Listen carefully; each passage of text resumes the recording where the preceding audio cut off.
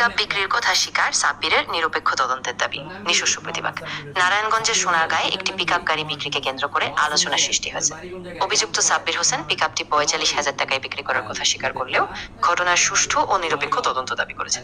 অভিযোগ রয়েছে গাড়ির মালিক মনির মাস্টারের অনুমতি ছাড়াই প্রায় ২.৫ লাখ টাকা মূল্যের পিকআপটি বিক্রি করে দেন চালক সাব্বির হোসেন। এই ঘটনায় তিনি পাতকোপনে চলে যান বলে অভিযোগ। তবে সাব্বির হোসেন দাবি করেন তাকে একতরফাভাবে দায়ী করা হচ্ছে।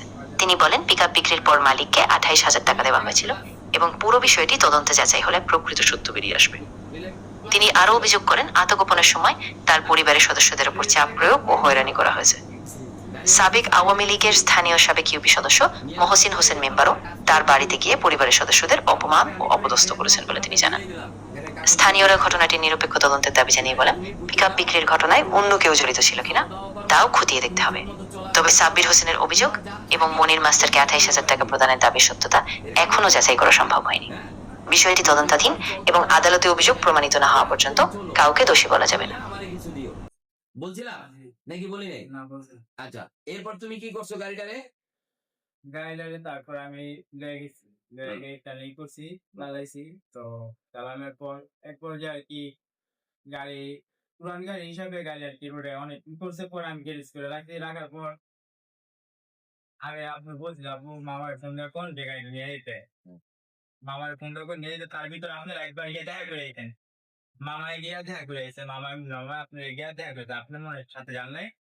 তো দেখা করে আসার পর কাগজ দিয়ে আসছিলাম। জি জি জি জি কাগজ দিয়ে আসছিলাম আমি নিজে যাইয়া তোর বাপ মায়ের কাছে আমার গাড়ির কাগজের ফটোকপি দিয়ে আসছিলাম। তারপর আরেকবার গেছিল। আচ্ছা, এরপর তো তুই তো গাড়িটা বিক্রি করছিলি এক বাঙালি এলার কাছে। জি জি বাঙালি এলার দ্বারা গাড়ি বিক্রি করছিলি কত? বাঙালির কাছে বিক্রি করছিলাম আর কি ১,৩০,০০০ টাকাটা কত? 1,30,000 টাকা না, উনি বলছিল উনি ১,৩০,০০০ টাকা। বক্তৃতা ছিল হয়তো 1,30,000 টাকা কিংবা 1.5 লাখ টাকা এরকম তুমি কিছু। বিক্রি করছিলা কত?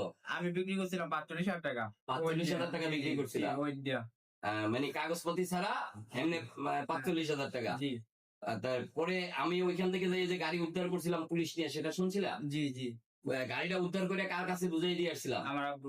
তোমার আব্বুর কাছে বুঝাই দিয়ে আসছিলাম আমি গাড়ি উদ্ধার করে। জি তারপরে আমার গাড়িটা কি করছো?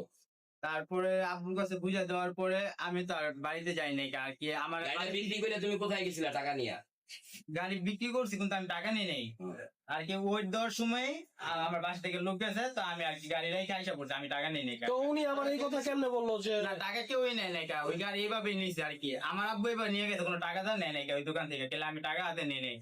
পরে আব্বু আমার আর কি আমি ওই লোক দিয়ে বললো না না টাকা নেই নেই তো আর কি ওয়েট দিছি স্কেলে উঠে একটা ওই লোক দিয়ে বললো আপনার আমি 1.5 লাখ টাকা দিচ্ছে। না এটা বকতেই ছিল কিন্তু আমি কোনো টাকা নেই নাই।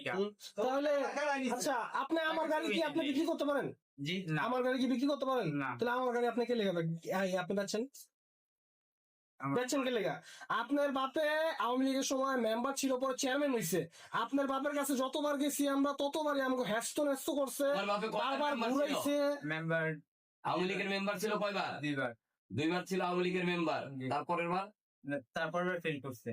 পরের বার ফেল করছে। জি আমরা যখন না না চেয়ারম্যান খারাপ না, মেম্বারই খারাপ ছিল তো ফেল করছে। 2বার মেম্বার ছিল। জি জি আমরা যখন গেছিলাম তখন কি তোমার বাপে আওয়ামী লীগের কি ছিল? মেম্বার ছিল। মেম্বার ছিল না, রানিং মেম্বার ছিল না? জি জি